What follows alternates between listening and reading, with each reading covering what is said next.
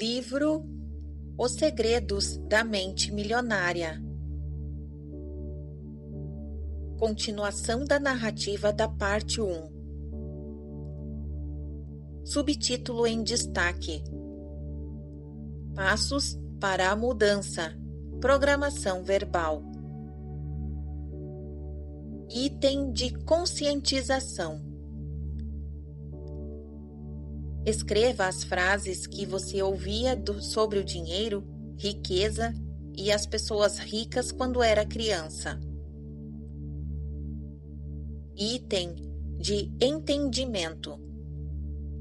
Escreva sobre como essas frases vêm afetando a sua vida financeira até hoje. Item dissociação. Você percebe que esses pensamentos representam apenas o seu aprendizado passado, que eles não são parte da sua anatomia, não são quem você é. Consegue ver que o presente lhe dá a opção de ser diferente? Item declaração. As coisas que eu ouvia sobre o dinheiro não são necessariamente verdadeiras. Opto por adotar novas formas de pensar que contribuam para a minha felicidade e o meu sucesso. Agora diga: eu tenho uma mente milionária.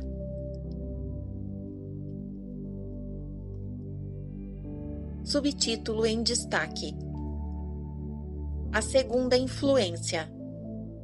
Exemplos. Continuação da narrativa. A segunda maneira como somos condicionados é chamada de exemplo. Como se comportavam os seus pais ou responsáveis em questão de dinheiro quando você era criança? Eles cuidavam bem ou mal das finanças? Eram gastadores ou econômicos? Eram investidores perspicazes ou nunca investiam? Eram propensos a arriscar ou conservadores? Vocês tinham dinheiro sempre ou só esporadicamente? O dinheiro afluía com facilidade à sua família ou era suado? Era fonte de felicidade ou motivos de ásperas discussões? Por que essa informação é importante? Você já deve ter ouvido a frase: macaco vê, macaco faz. Ora, nós, seres humanos, não ficamos muito atrás. Quando crianças, aprendemos quase tudo a partir dos exemplos que nos dão. Embora a maioria de nós odeie admitir o que vou dizer, há uma boa dose de verdade no velho ditado: a fruta não cai longe da árvore. Isso me lembra a história da mulher que estava esperando o pernil para o jantar, cortando as duas pontas dessa peça de carne. Sem entender, o marido lhe perguntou por que ela fazia isso. Ela respondeu: era assim que a minha mãe fazia. Justamente naquela noite, a sua mãe foi jantar com eles. Os dois aproveitaram para lhe perguntar por que ela sempre cortava as duas extremidades do pernil. A mãe respondeu: porque era assim que a minha mãe fazia. Então eles decidiram telefonar para a vovó e saber por que ela cortava as pontas do pernil. A resposta da avó foi: porque a minha panela era pequena. A questão é: em matéria de dinheiro, tendemos a ser idêntico aos nossos pais, a um deles em particular, ou a uma combinação dos dois. O meu pai, por exemplo, era empresário do ramo da construção civil. construía de 12 a 100 casas por projeto. Cada um desses empreendimentos demandava um pesado investimento de capital. O meu pai precisava empenhar tudo o que tínhamos para fazer empréstimos nos bancos até as casas serem vendidas e o dinheiro começar a entrar. Por isso, toda vez que ele dava início a um projeto, nós ficávamos mergulhados em dívidas e sem um tostão para gastar. Como você pode imaginar, por essa época, o humor do meu pai não era dos melhores, nem a generosidade era o seu forte. Para tudo o que eu lhe pedia, mesmo que custasse só 1 centavo, a sua resposta padrão depois era: "Você acha que eu sou feito de dinheiro?" Ou então: "Está louco?" É claro que eu não conseguia mais do que aquele olhar de "nem pense em pedir outra vez." Garanto que você sabe exatamente o que é isso. Essa situação durava 1 ano ou 2, até as casas serem vendidas. Depois ficávamos cheios da grana. Da noite para o dia, o meu pai se transformava em outra pessoa. Ficava feliz, afável e extremamente generoso. Até me perguntava se eu precisava de dinheiro. Eu tinha ganas de lhe devolver aquele olhar da época das vacas magras, mas como não era bobo, dizia apenas: "Claro, pai, obrigado", e revirava os olhos. A vida era boa até o maldito dia em que ele chegava em casa anunciando: "Encontrei um ótimo terreno. Vamos construir novamente." Lembro-me muito bem de que eu costumava dizer: "Fantástico, pai, boa sorte", com o coração apertado por saber do período de dureza que teríamos pela frente. Até onde consigo me lembrar, esse padrão já existia quando eu tinha 6 anos de idade e durou até os meus 21 anos, quando saí definitivamente de casa. Foi quando tudo mudou, pelo menos era assim que eu pensava. Nessa época terminei os estudos e me tornei, como você há de imaginar, um construtor. Depois me meti em vários negócios relacionados com projetos de construção. Por algum estranho motivo, após ganhar pequenas fortunas, em pouco tempo eu estava de novo na pindaíba. Então começava outro negócio.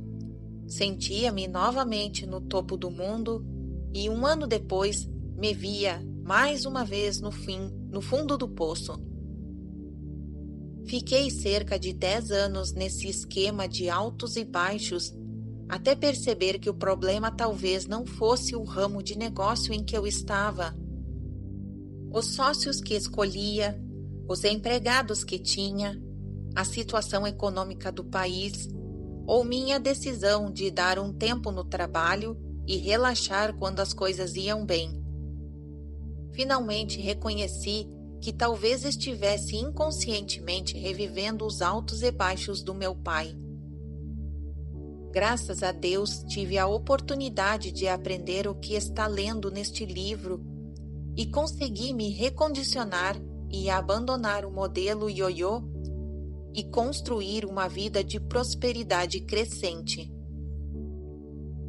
Até hoje sinto ânsia de mudar quando as coisas vão bem e sabotar a mim mesmo no processo. Mas agora tenho na mente outro arquivo que observa esse sentimento e diz: "Obrigado pela informação. Pode retomar a concentração e voltar ao trabalho." O exemplo seguinte vem de um participante do seminário. Nunca vou me esquecer de um senhor que, em lágrimas, se aproximou de mim no final da apresentação com a respiração ofegante e enxugando os olhos na manga da camisa. Olhei para ele e perguntei: Qual é o problema, senhor? Ele respondeu: Tenho 63 anos de idade. Leio livros e frequento seminários desde que eles foram inventados. Já escutei todo tipo de palestrante e tentei tudo o que eles sugeriram: ações, imóveis, uma dúzia de negócios diferentes. Voltei à universidade e obtive um MBA. Tenho 10 vezes mais conhecimento do que a média das pessoas e jamais alcancei o sucesso financeiro. Em todos esses anos, sempre comecei muito bem e acabei de mãos vazias. E nunca soube por quê. Eu me achava um completo idiota até hoje. Depois de ouvir o que você falou e processar as informações, finalmente as coisas começaram a fazer sentido. Não há nada de errado comigo. Simplesmente trago o modelo de dinheiro do meu pai gravado na mente, e esse tem sido o meu castigo.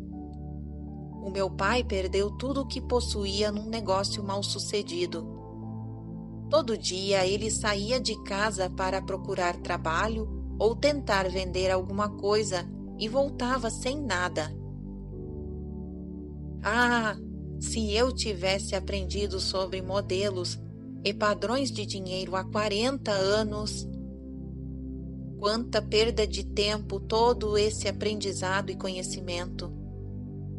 E começou a chorar convulsivamente. Então eu lhe disse: o seu conhecimento não é de forma nenhuma uma perda de tempo. Ele apenas ficou latente, num canto do seu cérebro, à espera do momento oportuno para se manifestar. Agora que o Senhor formulou um novo modelo de sucesso, tudo o que aprendeu ao longo da sua vida se tornará útil e fará com que seja bem-sucedido. A maioria de nós já sabe a verdade quando escuta. Ele começou a ficar ofegante de novo, depois foi se mostrando mais aliviado e passou a respirar profundamente. Em seguida, um grande sorriso iluminou seu rosto. Deu-me um forte abraço e disse: Obrigado, obrigado, obrigado. Na última vez que tive notícias desse senhor, ele estava nas alturas. Acumulara mais riqueza nos últimos 18 meses que nos últimos 18 anos. Para mim, é o máximo. Repito, mesmo que você tenha todo o conhecimento e toda a qualificação do mundo, se o seu modelo não estiver programado para o sucesso, você estará condenado financeiramente. Nos seminários, recebo muitas pessoas cujos pais lutaram na Segunda Guerra Mundial ou sofreram uma grande perda financeira. Elas sempre se espantam ao perceber como as experiências dos pais influenciaram as suas crenças e os seus hábitos a respeito do dinheiro. Algumas delas gastam feito loucas, porque, como dizem, é muito fácil perder tudo, por isso o melhor é desfrutar o dinheiro enquanto é possível. Outras fazem o caminho inverso.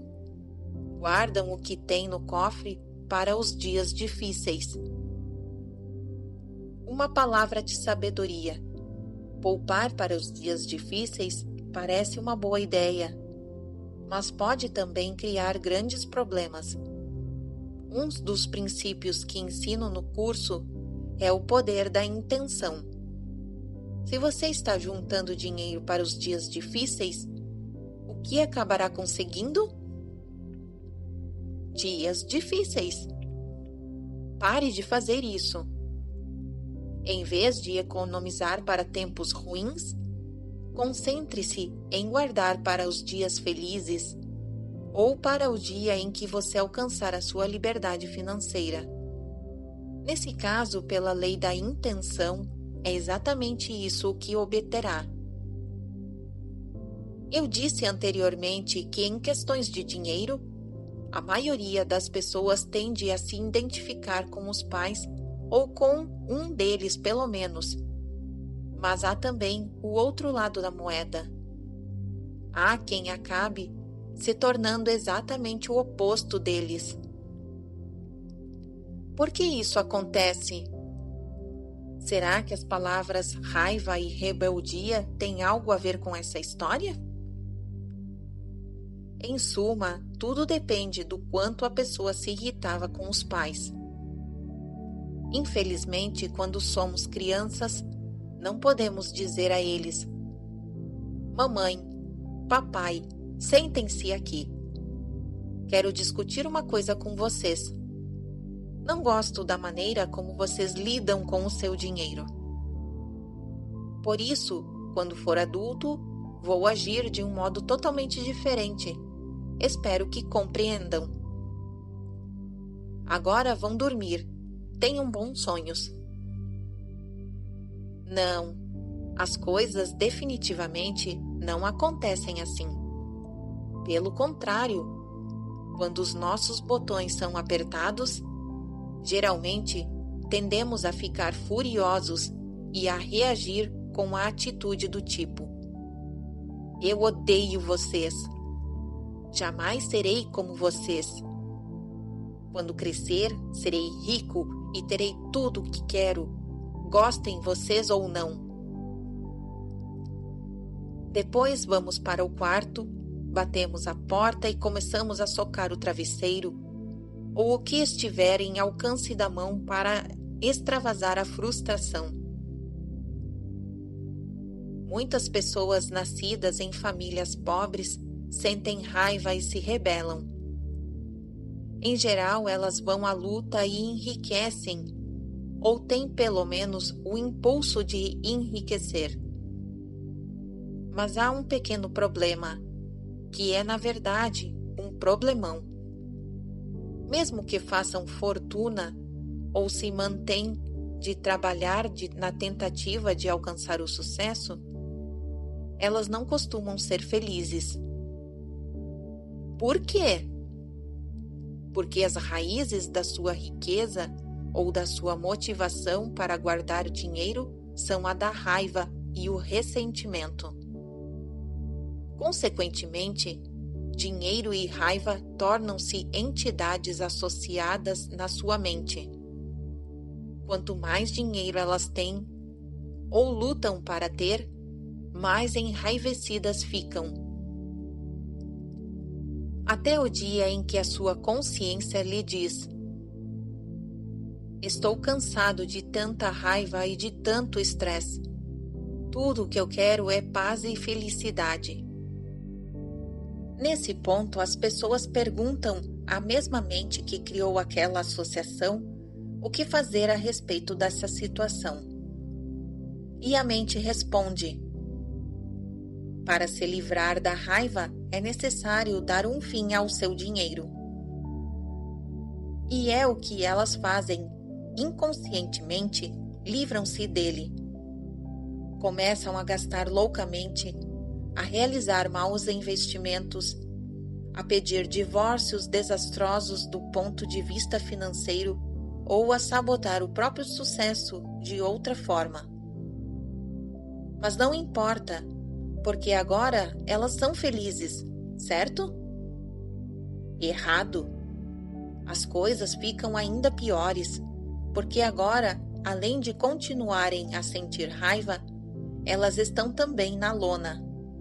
Deram fim à coisa errada. Livraram-se do dinheiro e não da raiva, do fruto e não da raiz. Quando a verdadeira questão é e sempre foi a raiva que sentem dos pais.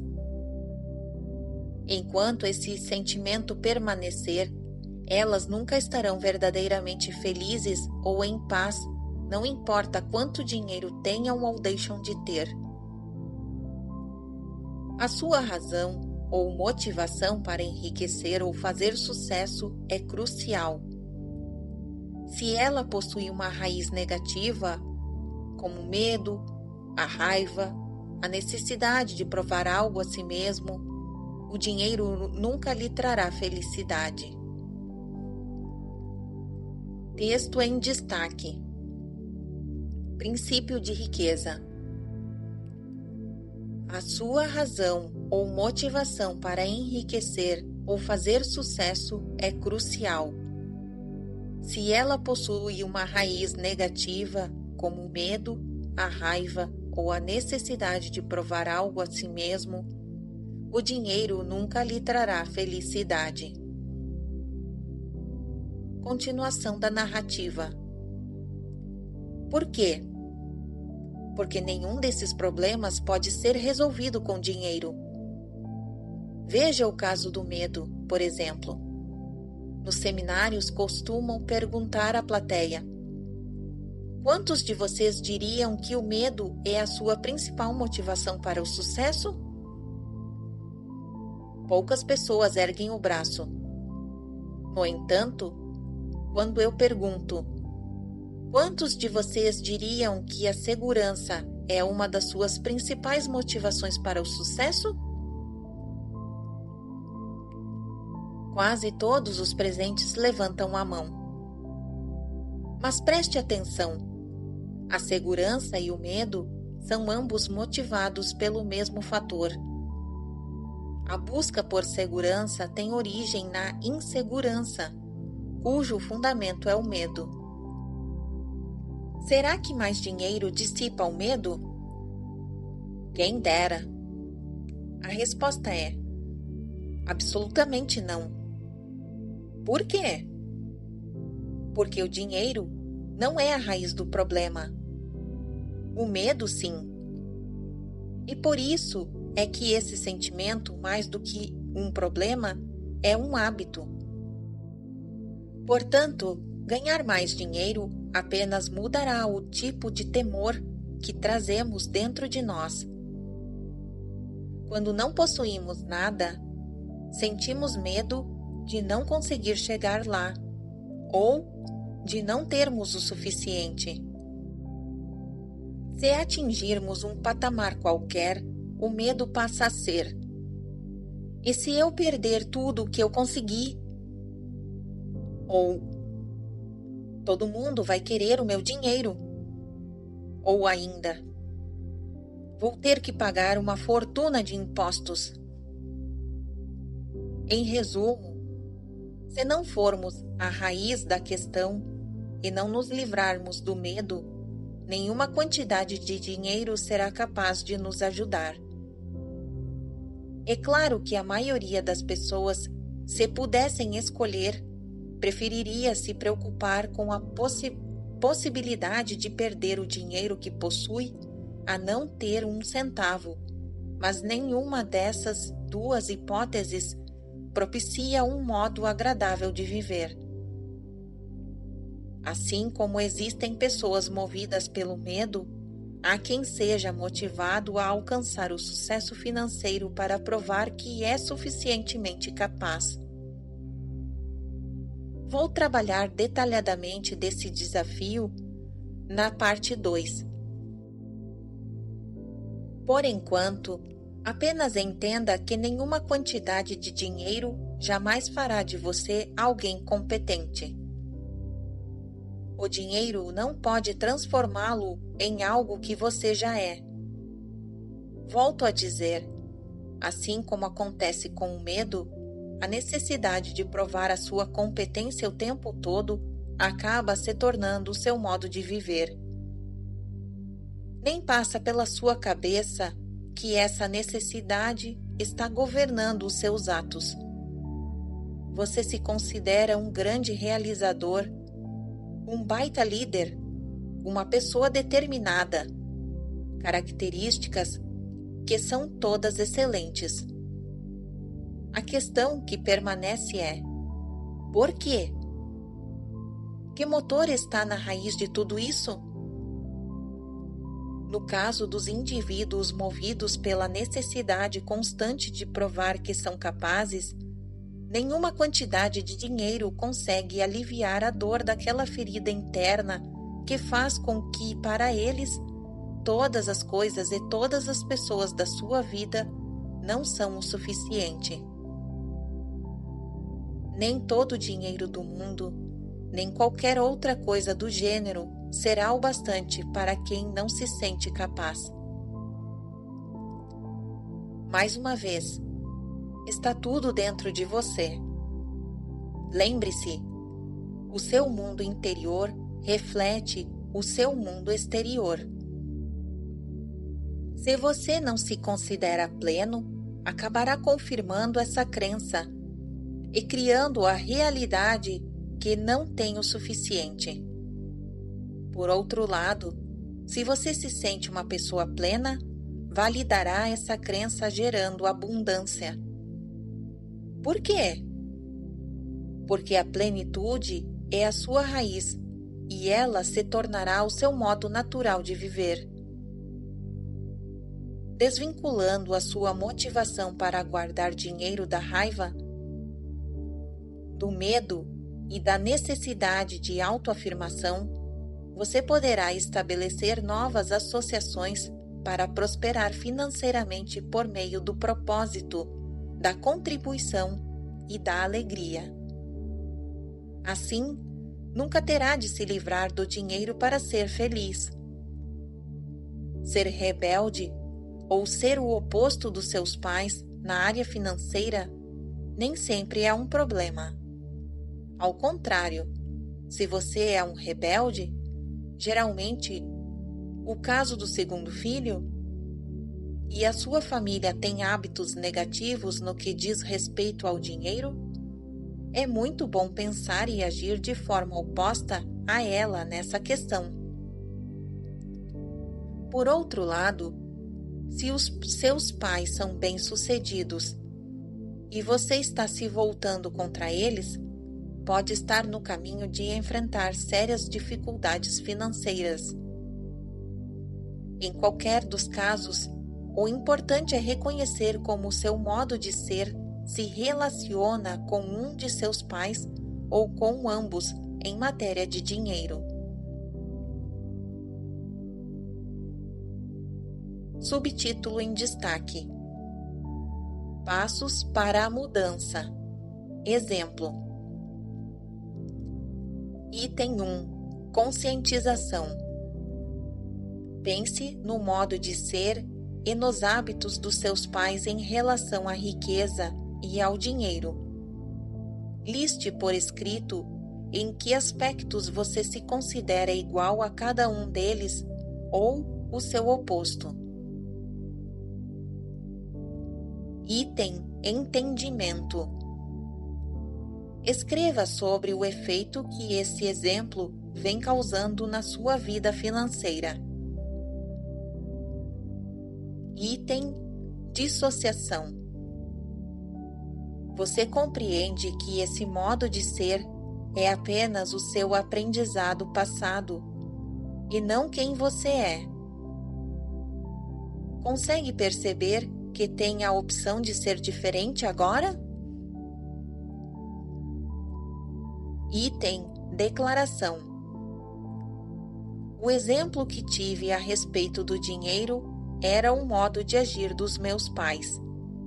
Minha maneira de fazer as coisas nessa área, sou eu quem a escolho.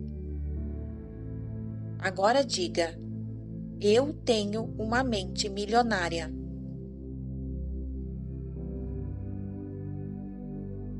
Subtítulo em destaque: A terceira influência. Episódios específicos. Continuação da narrativa. A terceira forma básica de condicionamento são os episódios específicos. Que experiências com dinheiro, riqueza e pessoas ricas você teve quando criança?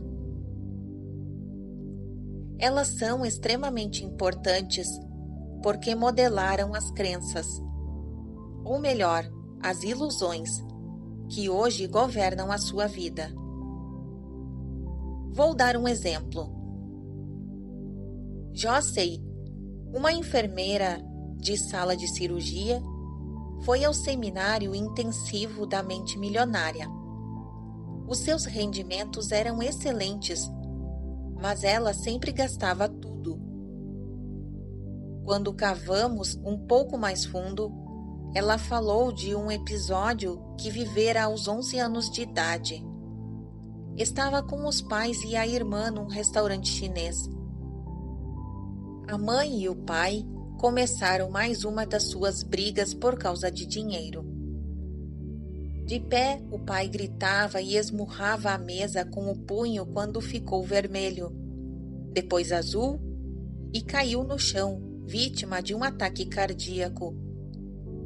Josie era de equipe de natação da escola e tinha feito um treinamento de ressuscitação cardiopulmonar. Tentou de tudo, mas não adiantou.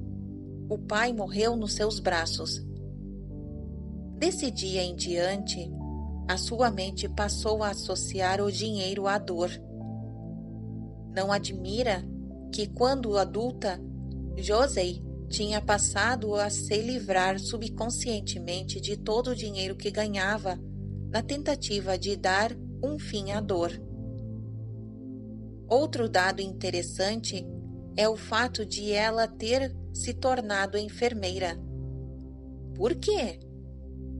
Talvez estivesse tentando salvar o pai. No curso, nós a ajudamos a identificar e revisar o seu antigo modelo de dinheiro. Hoje ela está a caminho de se tornar financeiramente independente. E não é mais enfermeira. Não que não gostasse do trabalho. O problema é que ela estava nessa profissão pelo motivo errado. Hoje, Josie trabalha com planejamento financeiro personalizado, ajudando as pessoas a entender como a programação passada governa todos os aspectos de sua vida financeira. O próximo exemplo de episódio específico é mais pessoal. Quando a minha mulher tinha 8 anos de idade, toda vez que ela ouvia a buzina do caminhão de sorvete na rua, corria até a mãe dela para pedir uma moedinha. E ouvia a seguinte resposta: "Sinto muito, querida, eu não tenho. Peça ao seu pai." Ele então lhe dava uma moeda e ela ia comprar o sorvete, feliz da vida. Toda semana essa mesma história se repetia. O que foi então que a minha mulher aprendeu a respeito do dinheiro? Primeiro, que são os homens que têm dinheiro. E o que você acha que ela esperava de mim quando nos casamos? Exatamente, que eu lhe desse dinheiro. Só que agora ela não pedia mais moedinhas. Já era uma mulher formada. Segundo, ela aprendeu que a mulher não tem dinheiro. Se a sua mãe, a deusa, não tinha, obviamente era assim que as coisas deveriam ser. Para confirmar esse padrão, ela se livrava subconscientemente de todo o dinheiro que ganhava. E era sempre precisa nesse aspecto. Se eu lhe desse $100, ela gastava $100. Se eu lhe desse $200, ela gastava $200. Se eu lhe desse $500, ela gastava os $500. Foi quando ela fez um dos meus cursos e aprendeu tudo sobre a arte da alavancagem financeira. Eu lhe dava 2.000 e ela gastava 10.000. Tentei explicar. Não, meu amor. Com alavancagem, quero dizer que nós deveríamos receber 10.000 e não gastá-los. Por alguma razão, esse conceito não se fixava na sua mente. O único motivo pelo qual nós brigávamos era o dinheiro. Isso quase custou o nosso casamento. O que não sabíamos era que dávamos significado inteiramente diferente a ele. Para minha mulher, dinheiro correspondia a prazer imediato, como saborear um sorvete. Eu, por outro lado, cresci com a crença de que ele deveria ser acumulado para proporcionar liberdade. No que me dizia respeito, quando a minha mulher gastava dinheiro, ela estava acabando com a nossa liberdade futura. E do ponto de vista dela, sempre que eu a impedia de gastar, estava tirando o seu prazer de viver. Felizmente, aprendemos a reavaliar nossos respectivos modelos financeiros e, o mais importante, a estabelecer um terceiro modelo específico para o nosso relacionamento. Será que dá certo? Deixe-me responder da seguinte maneira. Eu testemunhei 3 milagres na minha vida. O primeiro, o nascimento da minha filha. O segundo, o nascimento do meu filho. O terceiro, o fim das minhas brigas com a minha mulher por causa de dinheiro. As estatísticas mostram que a causa mais frequente das separações e divórcios é o dinheiro. E o principal motivo por trás das brigas não é o dinheiro em si mesmo, mas o conflito entre o modelo de dinheiro. Não importa quanta grana você tenha ou deixe de ter, se o seu modelo não é compatível com o da pessoa com quem se relaciona, há um grande desafio à sua frente. Isso vale para as pessoas casadas, namorados, familiares e até sócios. O fundamental é compreender que você está lidando com os modelos e não com o dinheiro.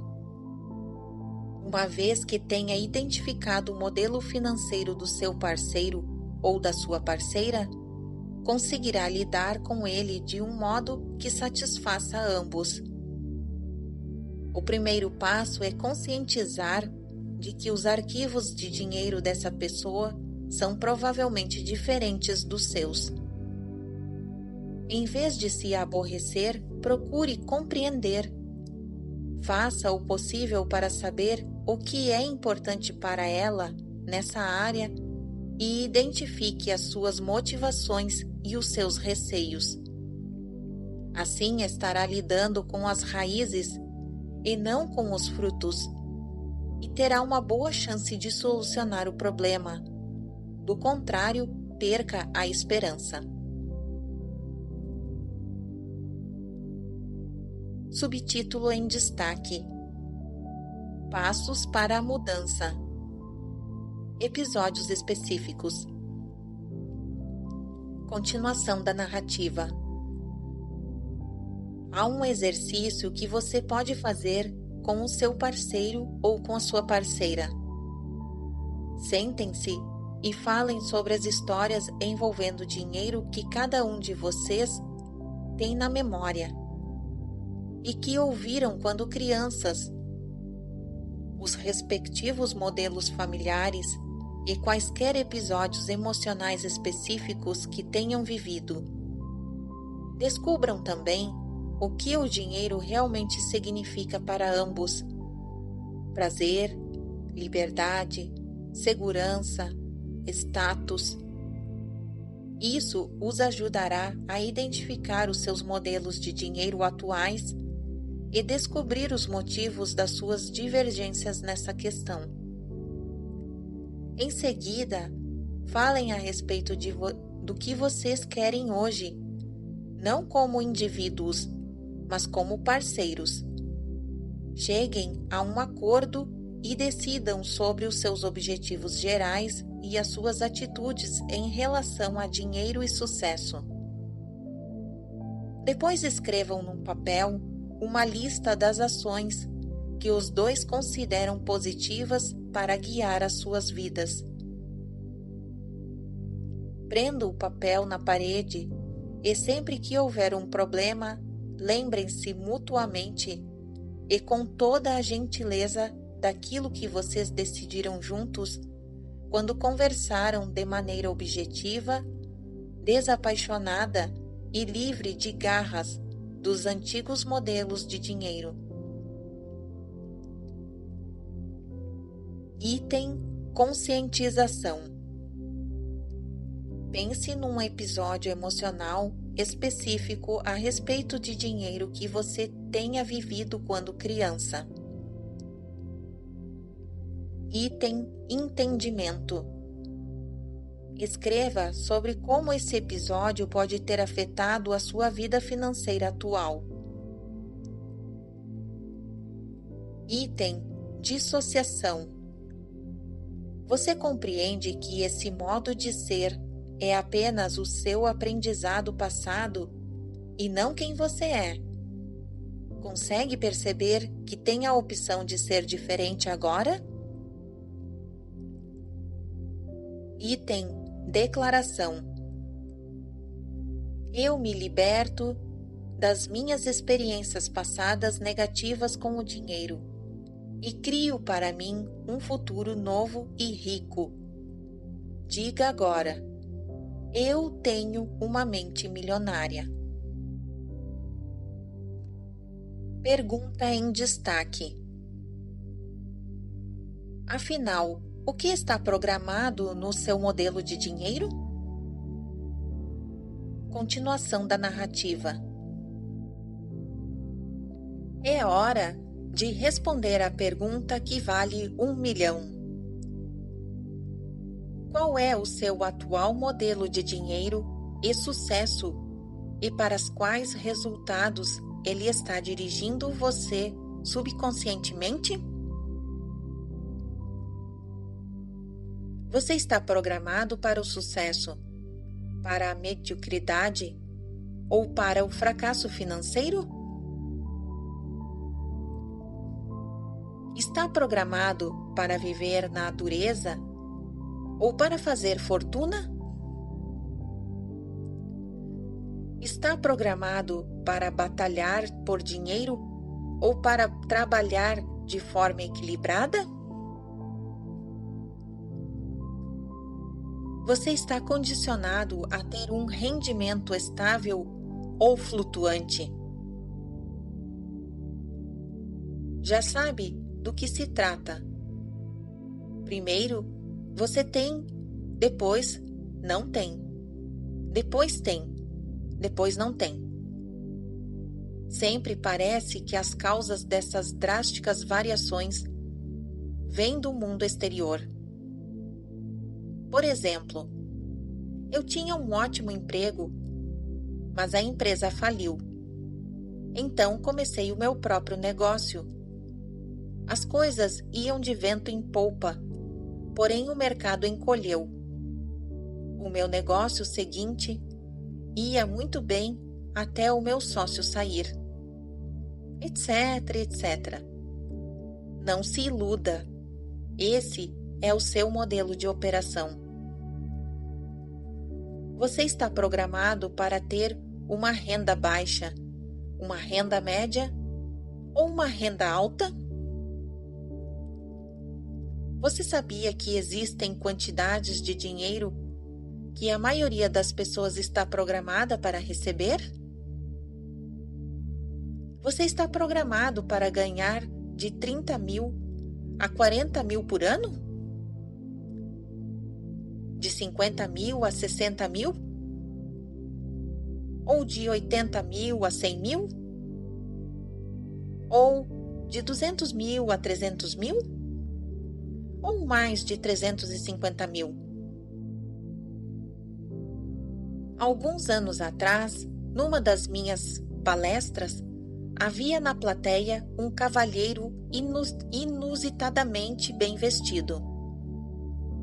Quando terminei a apresentação, ele veio até mim e perguntou se eu achava que o seminário intensivo da mente milionária poderia fazer algo por ele, considerando que os seus rendimentos já eram de 500 mil por ano.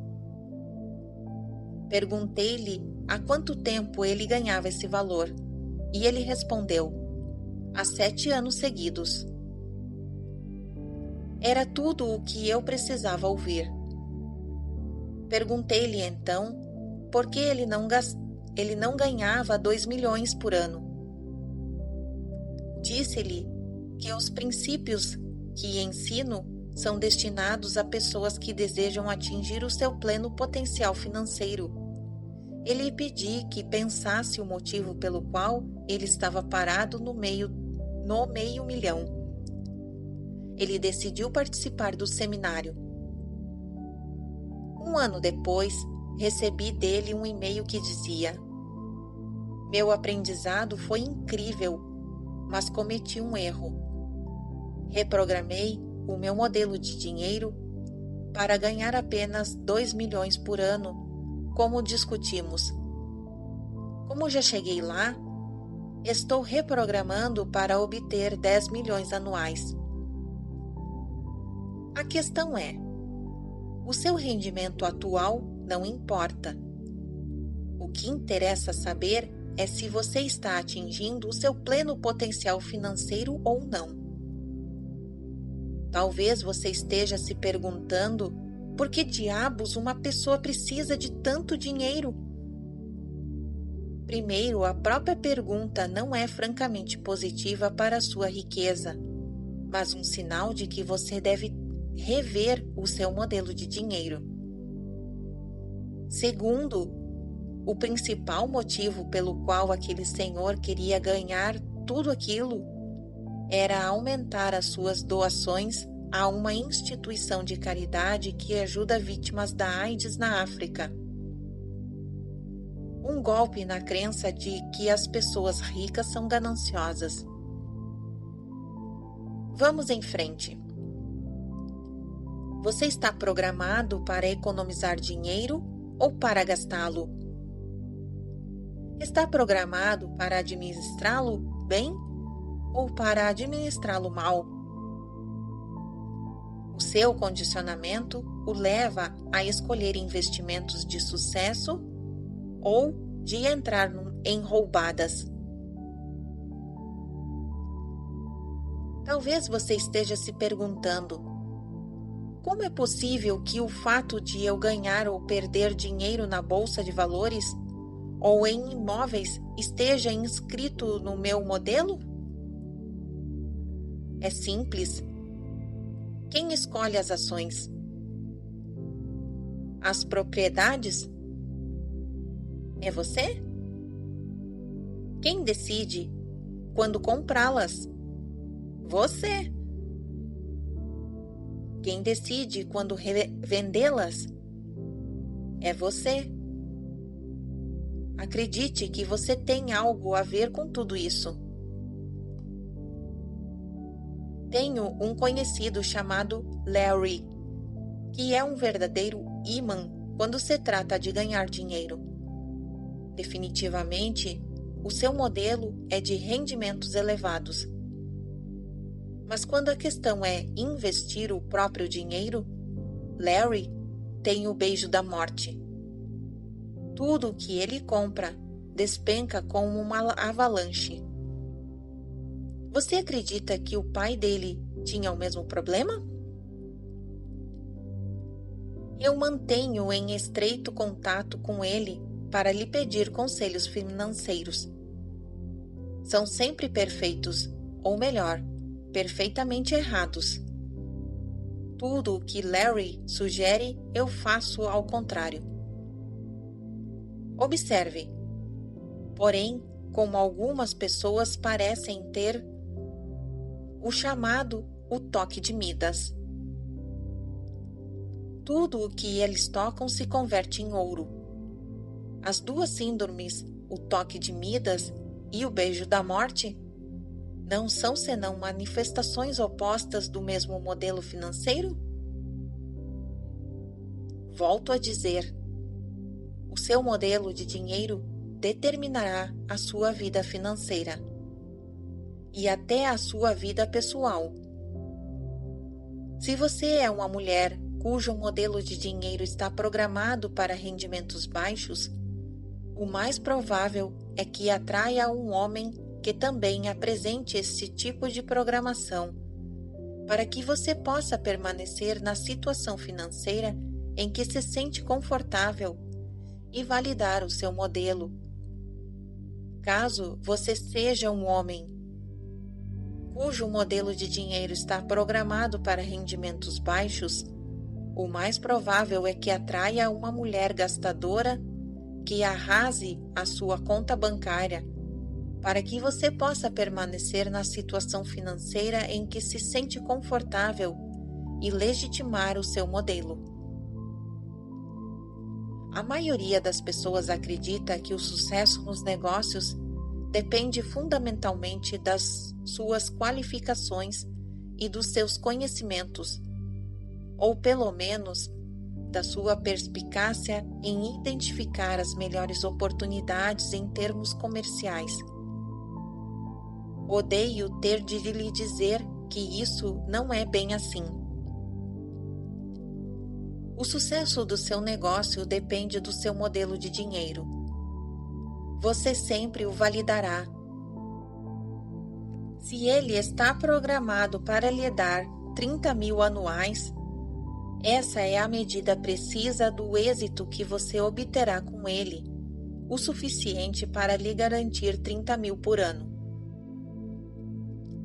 Se você é vendedor e tem um modelo programado para ganhar 100 mil por ano e consegue fechar um grande negócio que lhe renderá 150 mil, acontecerá o seguinte: ou a venda será cancelada, ou, caso você receba os 150 mil, o ano seguinte será péssimo para compensar e levá-lo de volta ao nível do seu modelo financeiro.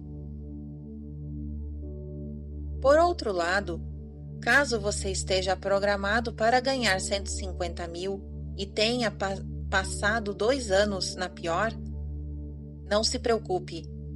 Você vai recuperar tudo o que não conseguiu receber. Será necessariamente assim.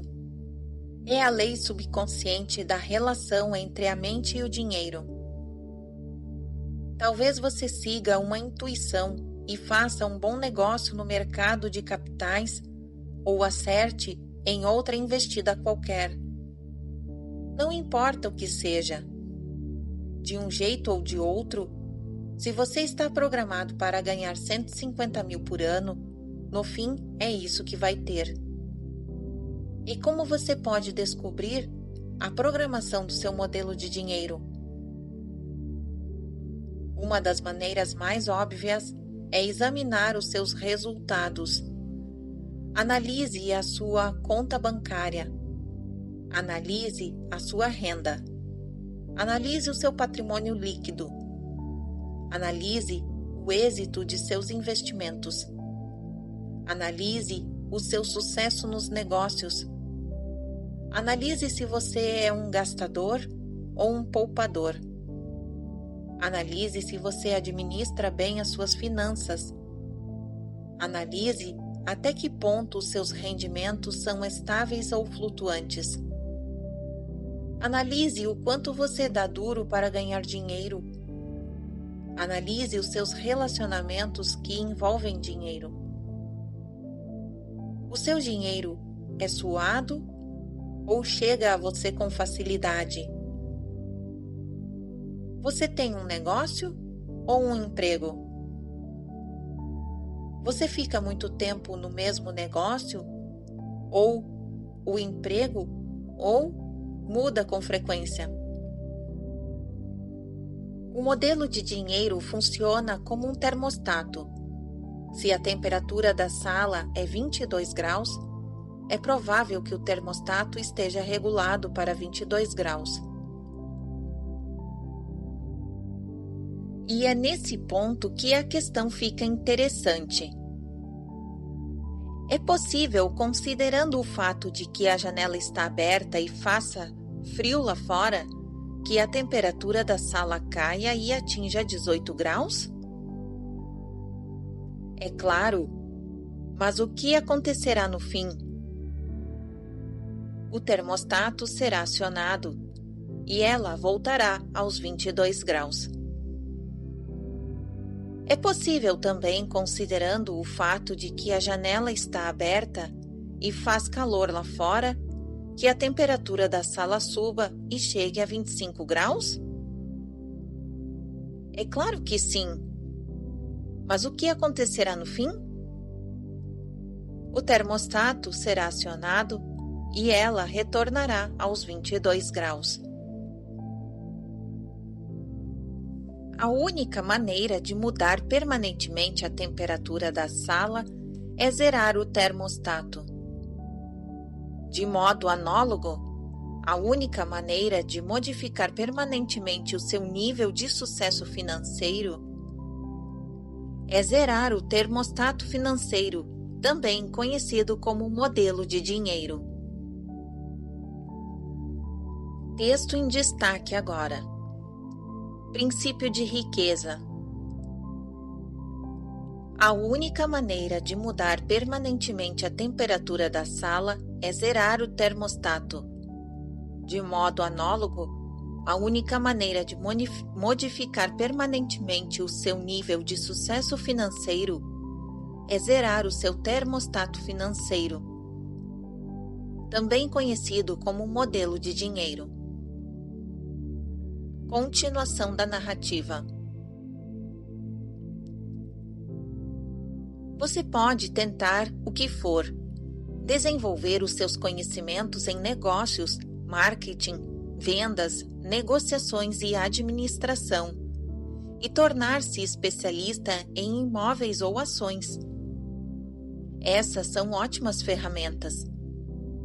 Mas no fim, se a sua caixa de ferramentas interna não for grande e forte o suficiente para ajudá-lo a ganhar e conservar quantidades substanciais de dinheiro, todas as ferramentas do mundo lhe serão inúteis. Repito, é uma simples questão de aritmética. Seus rendimentos crescem na mesma medida em que você cresce. Felizmente, ou quem sabe infelizmente, o seu modelo de dinheiro e sucesso tenderá a permanecer com você para o resto da sua vida, a não ser que seja modificado e transformado. E é exatamente disso que vou continuar tratando na parte 2. Lembre-se de que o primeiro elemento de toda mudança é a conscientização. Faça uma autoanálise, conscientize-se, observe os seus pensamentos e seus medos e suas crenças, seus hábitos, suas atitudes e sua inação. Coloque-se sob a lente de um microscópio. Estude-se. A maioria de nós acredita que vive uma vida baseada em escolhas, mas em geral isso não é verdade. Mesmo sendo pessoas esclarecidas, ao longo de um dia, tomamos poucas decisões que refletem a consciência que temos de nós mesmos naquele momento. Na maior parte do tempo somos como robôs. Agimos no automático, dirigidos por condicionamentos passados e por velhos hábitos. É nesse ponto que entra a conscientização. A conscientização observa os nossos pensamentos e as nossas ações para que vivamos das escolhas verdadeiras feitas no momento presente, em lugar de sermos governados por uma programação proveniente do passado. Texto em destaque. Princípio de riqueza. A conscientização observa os nossos pensamentos e as nossas ações para que vivamos das escolhas verdadeiras feitas no momento presente em lugar de sermos governados por uma programação proveniente do passado. Continuação da narrativa. Portanto, adquirindo consciência, você poderá viver do que é hoje em vez do que foi ontem. Conseguirá reagir apropriadamente às situações que se apresentam, fazendo uso de toda a gama e de todo o potencial de suas qualificações e de seus talentos, em vez de reagir de forma inadequada aos acontecimentos, impelido por medos e inseguranças do passado. Uma vez consciente, conseguirá ver a sua programação, tal como ela é. Meras gravações de informações recebidas e aceitas no passado, quando você era muito jovem para conhecer algo melhor.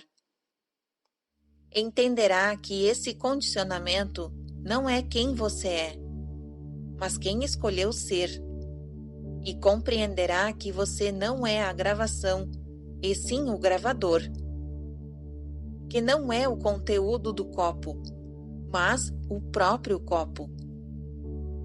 De fato, a genética pode ter influência nisso tudo, e é claro, os aspectos espirituais também desempenham o seu papel. Porém, boa parte do modelo de pessoa que você é provém das crenças e informações de outras pessoas. Como já disse, as crenças não são necessariamente verdadeiras, nem falsas, nem certas, nem erradas. Mas sejam ou não válidas, elas são opiniões que foram transmitidas repetidamente e depois passadas de geração em geração até chegarem a você. Sabendo disto, basta renunciar de forma consciente a qualquer conceito que não o ajude a conquistar a riqueza e substituí-lo por outros que o façam isso. Como disse meu amigo e escritor Robert Allen num de seus seminários, nenhum pensamento mora de graça na cabeça de ninguém. Todos eles são investimentos ou custos. Ou levam a pessoa na direção da felicidade e do sucesso, ou a afastam dessas duas coisas. Ou a fortalecem, ou a enfraquecem. Por isso, é indispensável que você escolha sabiamente os seus pensamentos e suas crenças. Conscientize-se de que eles não são quem você é, tampouco estão necessariamente ligados a você. Por mais preciosos que pareçam, não têm mais importância e significado do que aqueles que você lhes confere. Nada tem significado, exceto aquele que nós mesmos atribuímos às coisas. Se o seu verdadeiro objetivo na vida é decolar rumo ao sucesso, não acredite numa só palavra que você mesmo disser. E se deseja clareza instantânea, não creia num só pensamento seu. Caso você seja, como a maioria das pessoas, vai acreditar em algo nesse interim. Portanto, pode perfeitamente adotar para si mesmo crenças positivas enriquecedoras.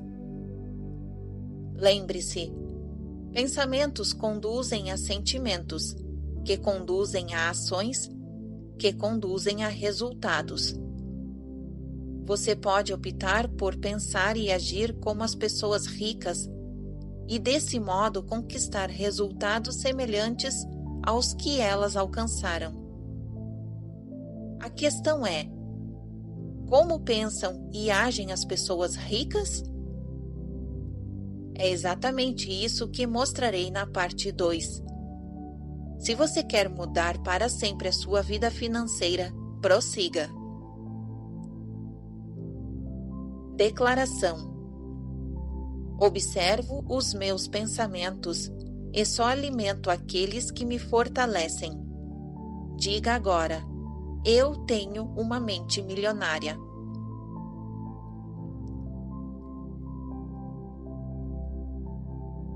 Fim da parte número 1.